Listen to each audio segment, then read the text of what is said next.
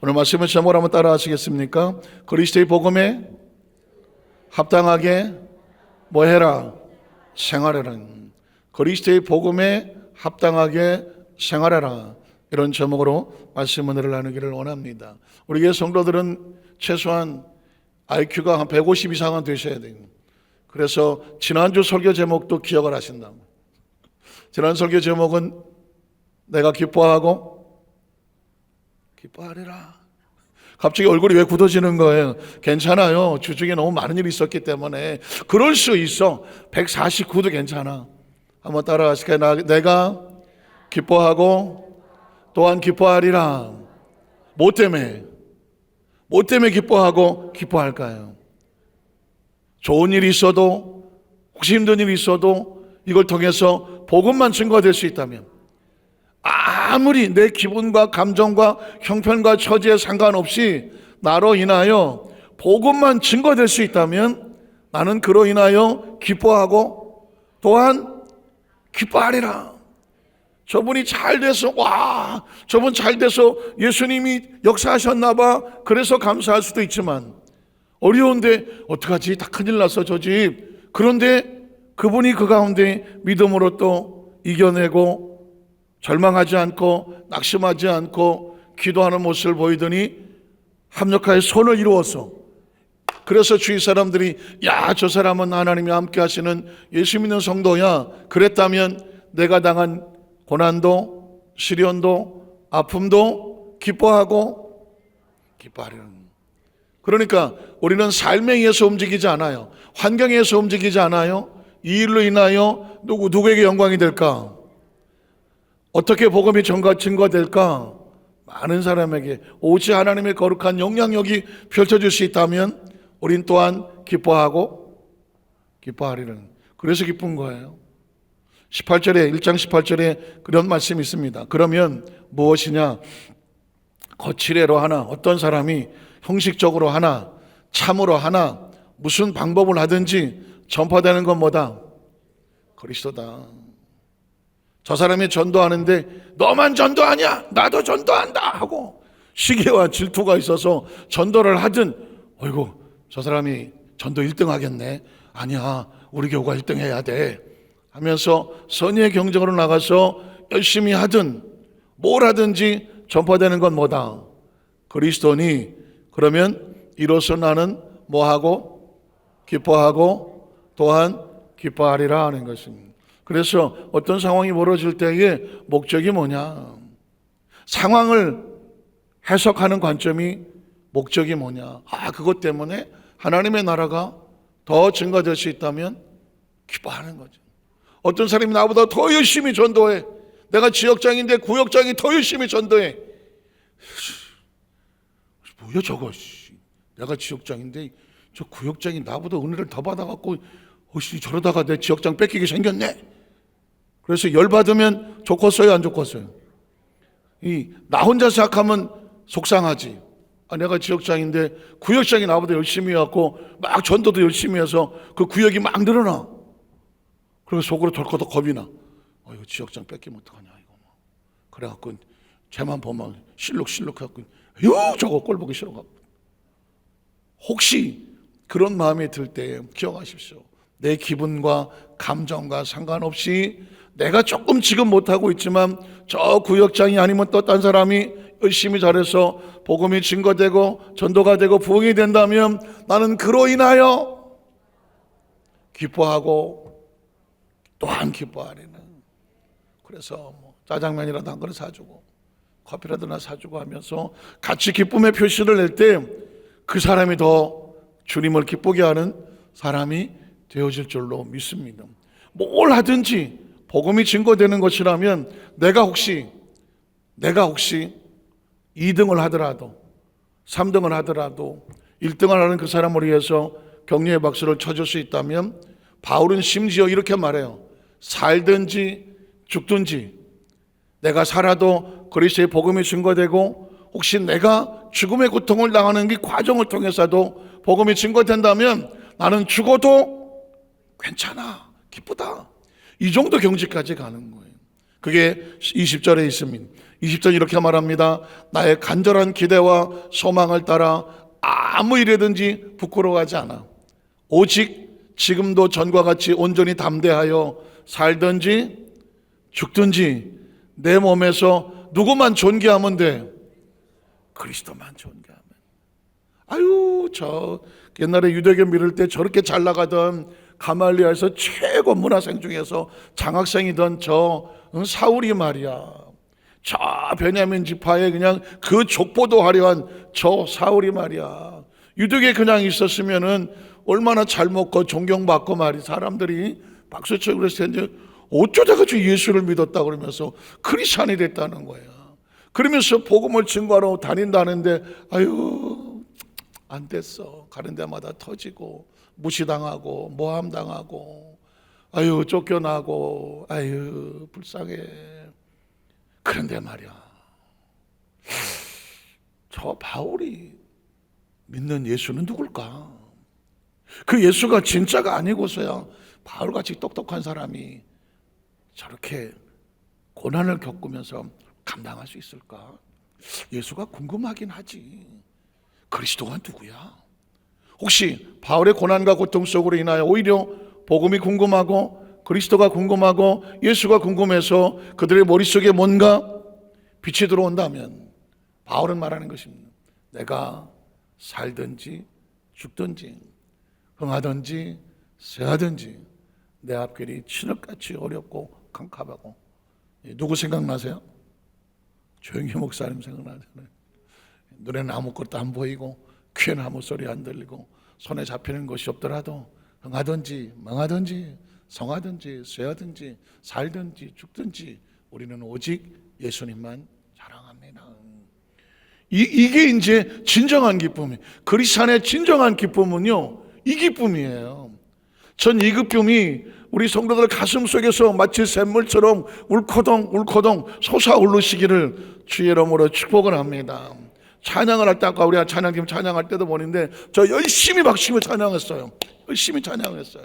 왜냐하면 찬양은요 두 가지로 듣거든요. 앞에서 공연하는 팀이 와갖고 야 진짜 뭐 화려한 앙상블에다가 뭐 하모니에다가 뜨거운 열창에다가 뭐 찬양의 은혜 받을 수 있어요. 받을 수 있다고요. 그런데 진짜 은혜는요 그 찬양과 함께 내 속에서 정말 내 속에서 진짜가 나와서 찬양할 때, 진짜 박수가 치면서 감사함으로 찬양할 때, 그때의 그 찬양이 진짜 은혜가 되는 거예요. 여러분 기도원 갔을 때 제가 그런 얘기 했잖아요. 어떤 기도원에 갔더니 아이고 어떤 놈 젊은 청년이 앉았는데 여기 한 손에 이걸로 좀 뺨따구로 치면서 오늘 많이 맞네. 아유 이쪽으로 쳤네. 박수 막 찬양을 하는. 그러다 보니까 눈에 띄잖아요. 아니 그 기도원 그 집회에서 막 찬양을 하는데 아니 청년 하나가 앉았고 여기를 뺨따구로 치면서 찬양을 하니까 다들 수군거리지 않겠어요? 이 도란노 뭐야 이거? 무슨 찬양을 말이야? 그래도 찬양인데 경건하게 해야지. 이게 뭐야 저? 진짜 저것 때문에 은혜가 안 되네. 예배가 끝나고 나서 한 또 못 참는 사람이 있잖아요. 또 못 참으신 분이 가갖고 이보시오 형제, 내 뒤에서 보니까 찬양을 그렇게 하면 안 되지. 예. 이게 뭐야 이게 경건하지 못하게. 그때 그 청년이 했던 말은 죄송합니다. 제가 교통사고로 한쪽 팔을 잃었습니다. 보니까 한쪽 팔이 없어. 이게 헐렁헐렁한 거야. 팔이 한 짝이 없어. 하나님을 찬양하고 싶은데 팔이 없어. 그래서 이 한쪽 발을 가지고 여기라도 치면서 찬양을 하는 거야. 이 심정을 아시겠어요? 하나님을 찬양하고 싶은데 한쪽 팔이 없어. 박수를 칠 수가 없어. 박수를. 그런데 소리라도 내고 싶어. 여러분 그때 그 형제에게 말을 했던 사람이 아무 소리 못하고 눈물을 흘리면서 이게 진짜 찬양이다. 어떻게 생각하세요? 우리는 자꾸 눈에 보이는 곳에 현혹하려고 하고요, 눈에 보이는 곳으로 판단하려고 하거든요. 눈에 보는 곳을 인해서 저건 뭐 저 정도, 자기 기준으로 보려고 하는 거거든요. 그러나 그 가지고 있는 그 사람의 속 형편과 처지는 아무것도 몰라요. 아무도 모른다고요. 어쩌면 이 자리에요, 오늘 예배 드리고 인생 끝내려고 한 사람이 와 있을 수도 있어요. 인생을 끝내려고 하는 사람이 와 있을 수도 있다고요. 한쪽 구덩이에 이렇게 앉아 있을 수도 있다고요. 저 사람 예배하는 자세가 왜 저 모양이야? 그 사람은 지금 죽는 자세라고 무림치면서 하나님하고 몸부림치면서 싸울 수도 있어요. 전 그런 문자를 받아본 적 있어요. 그 전에 있던 교회에서 보니까 누군지도 모르죠. 문자를 보내와서, 목사님, 저는 오늘 예배 끝나고 제 한많은 인생을 끝내려고 마지막 예배였습니다. 그런데 예배에 참석을 하고 찬양을 하고 말씀을 듣는데 그렇게 눈물이 나더래요. 그리고 기도 시간에 어떻게 기도했는지 모르겠는데 사실은 그 가방 안에 자기가 동맥을 끊으려고 칼을 품고 왔다는 거예요. 그런데 끝나고 집에 돌아가서 가방에서 칼을 내려놓고 하나님, 내가 다시 살아볼게요 하고 용기를 얻고 힘이 생겨서, 목사님, 저 혼자의 마음이지만 감사한 마음으로 문자를 보내는, 오래전 이야기지만 그런 문자를 받은 적이 있어요. 가슴 철렁하지 않겠어요? 이 예배에 참석하는 분들 가운데에 각자 형편처지 다른 마음을 가지고 이 자리에 나와 있는 거거든요. 어떤 분은 이 자리에 나오기 위해서 열일을 제쳐놓고 나온 분도 있고요, 내가 몸살 앓다가 겨우 숨쉬며 나와 계신 분도 있을 수 있어요. 누가 누구를 위해서 어떻게 손가락질할 수가 있겠어요?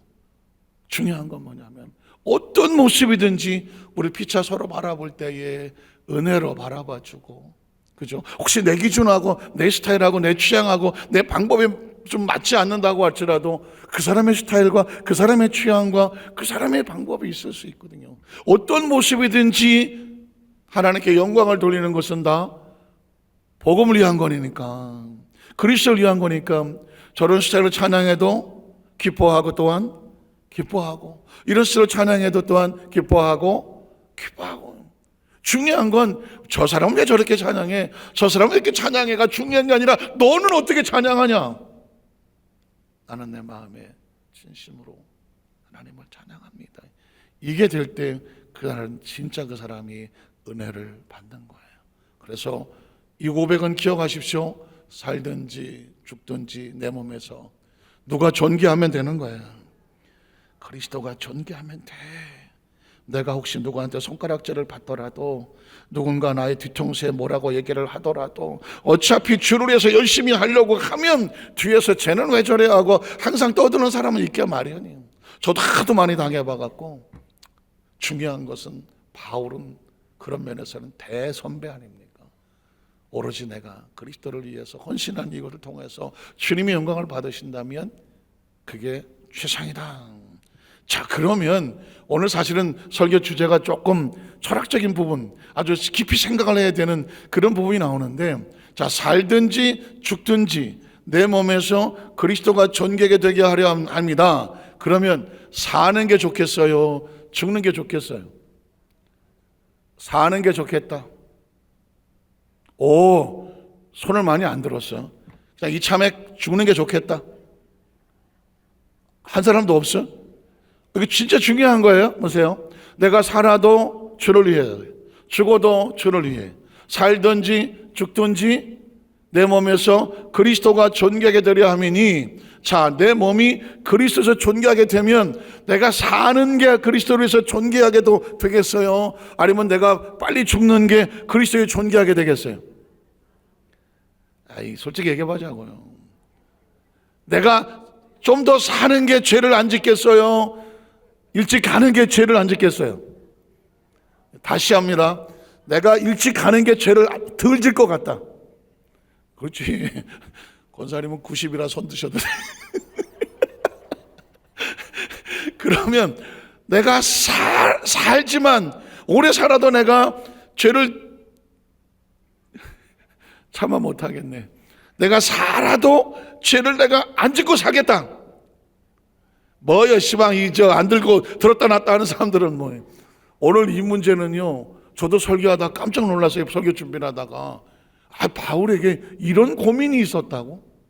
내가 살든지 죽든지 내 몸에서 그리스도가 존귀하게 되는데, 그러면 나는 내가 죽는 게 빨리 죽어서 죄를 들져서 이게 그리스도의 하나님 영광이냐, 아니면 더 살면서 내가 그 영광을 돌릴 수 있느냐, 이 거룩한 두 고민 가운데 바울이 있었다는 것입니다.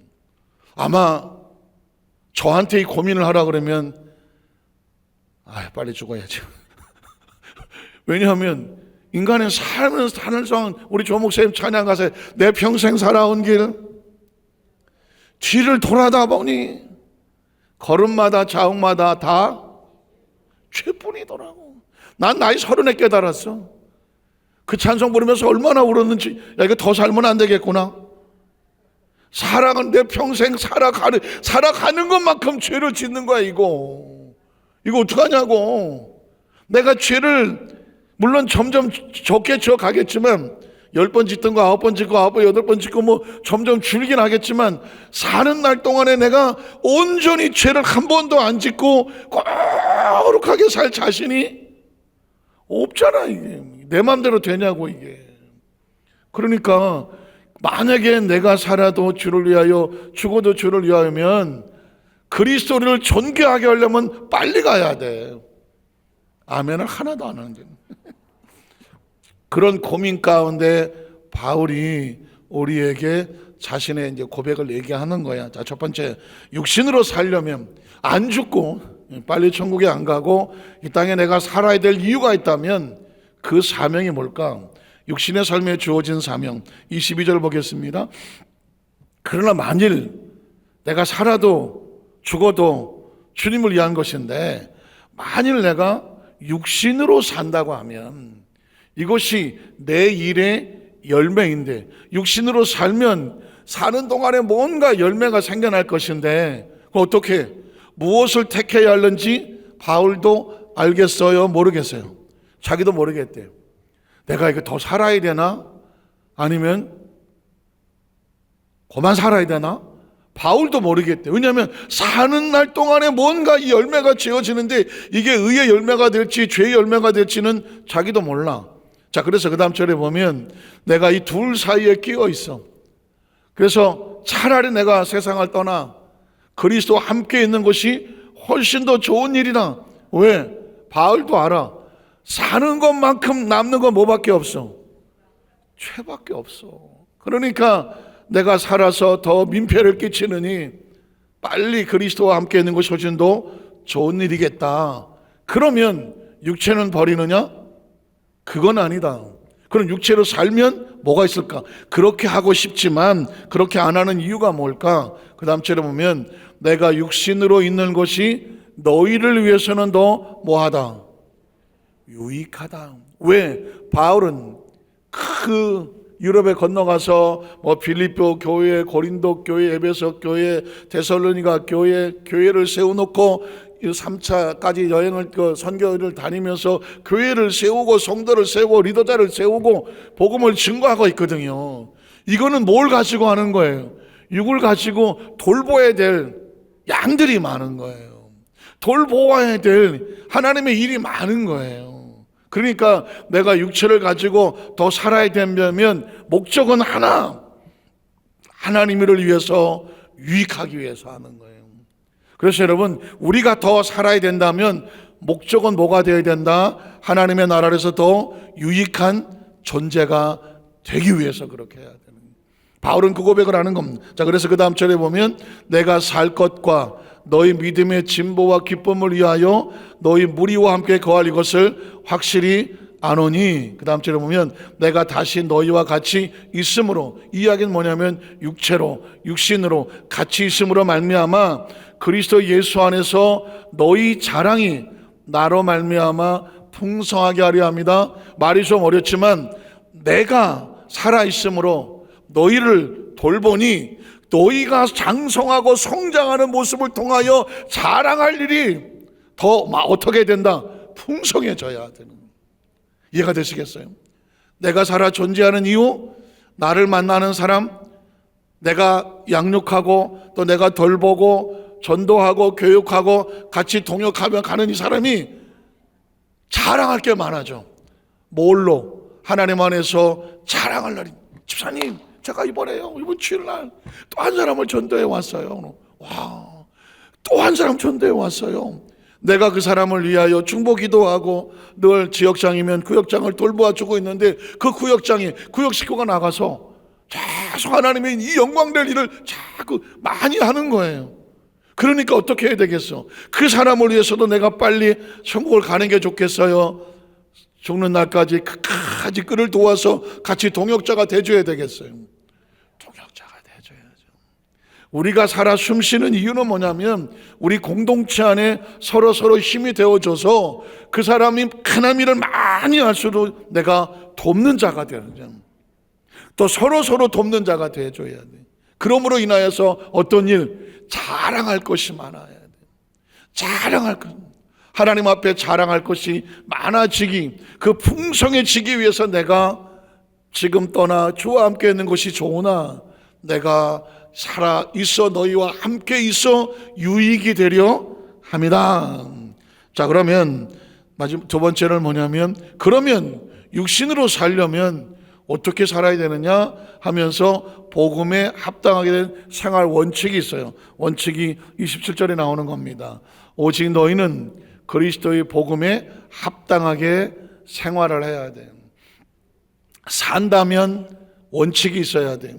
원칙의 목적은 하나님의 자랑할 것이 많은 유익이 되게 함이라는데, 그러려면 네가 어떻게 살아야 된다?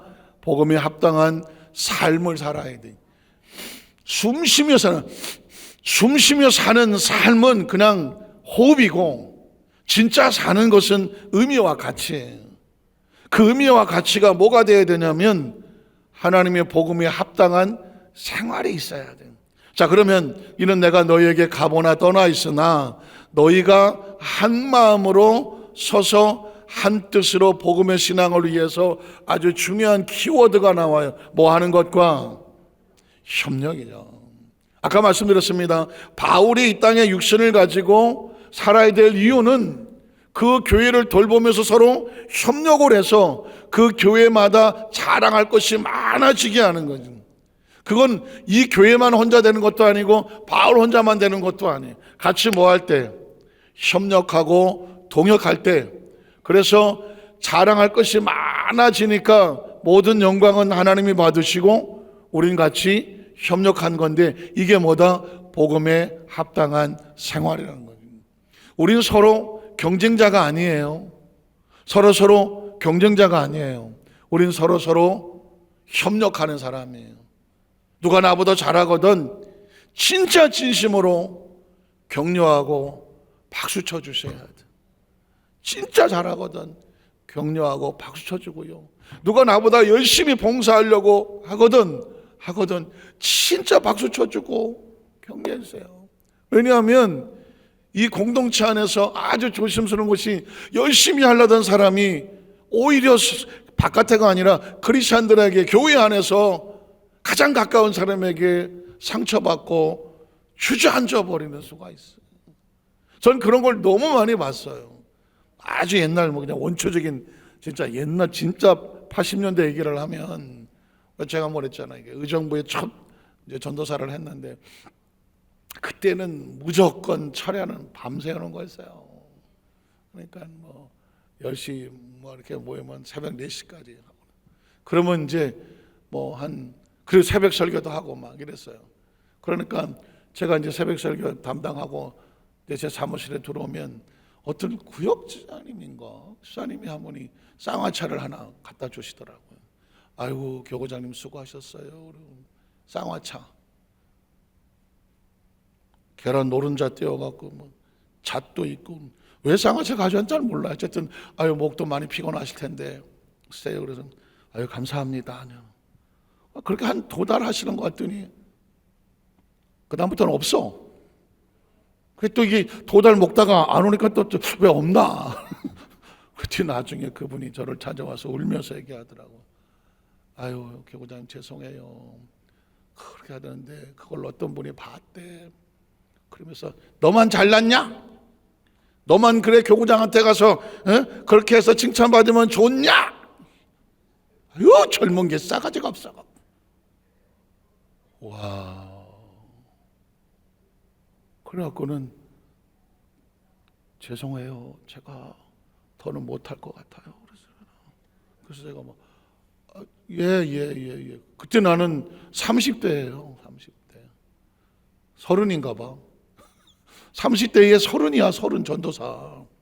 그런데 그때 이게 상황이 뭔지 잘 이해가 잘 안 됐어. 왜 그분은 그렇게 얘기를 했을까? 그게 그렇게 꼴이 보기 싫었을까? 그렇게 하면 안 되는 거였나? 뭐가 잘못된 거지? 이해도 잘 안 됐을 때예요. 그런데 나중에 보니까 누가 그렇게 나서는 꼴을 보기 싫은 사람이 계시더라고. 그 이후에 가만히 교회 이렇게 움직여 보니까 은혜 받고 너무 감사해서 정말 뭘 하려고 할 때에 그거를 그렇게 막는 사람들이 있더라고. 그래서 많은 사람들이 소리 없이 얘기하더라고. 목사님이요, 사실은 뭐 열심히 못하고 하고 싶은데요, 너 혼자 잘났냐고 그런 사람들이 하도 많아갖고 그냥 가만히 있어요. 교회에서 이렇게 눈에 띄고 싶지 않고요. 눈에 띄면 또 그냥 뭐죠, 이 닭을 와서 막 다 쪼듯이 막 하도 쪼아대 갖고요. 상처받아 전 못해요. 이런 얘기를 들을 때 이게 공동체 안에서 얼마나 힘든 이야기인가. 세월이 지나서 제가 한 30년도 넘었으니까 좀 이런 얘기를 하고 앉아 있지.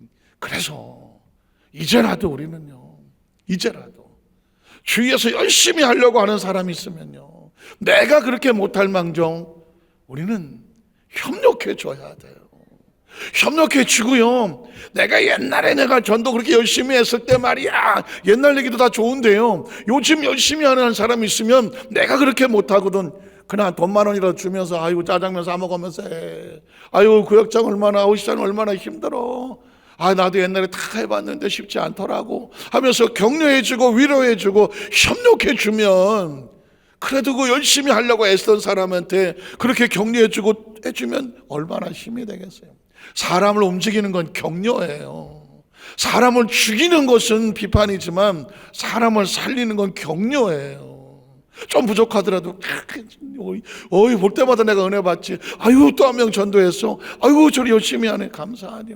그러면서 우리는 너도 살고 나도 살아야 되는 거예요. 다른 사람의 마음을 아프게 하면요, 그 사람은 절대 자기가 안 아플 일이 없어요.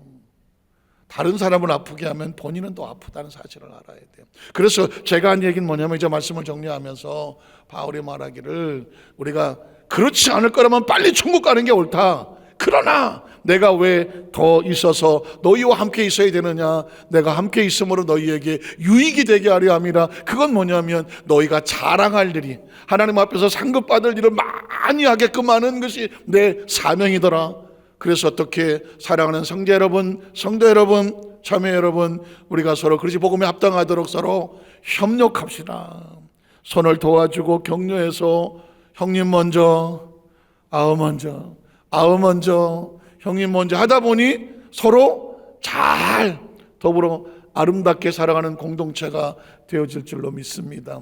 이거 하나만 머리씨에 집어넣으십시오. 그렇게 삽시다. 그래야 우리가 살아도 의미가 있고 가치가 있고 목적이 있습니다. 기도하겠습니다. 하나님 아버지 감사합니다.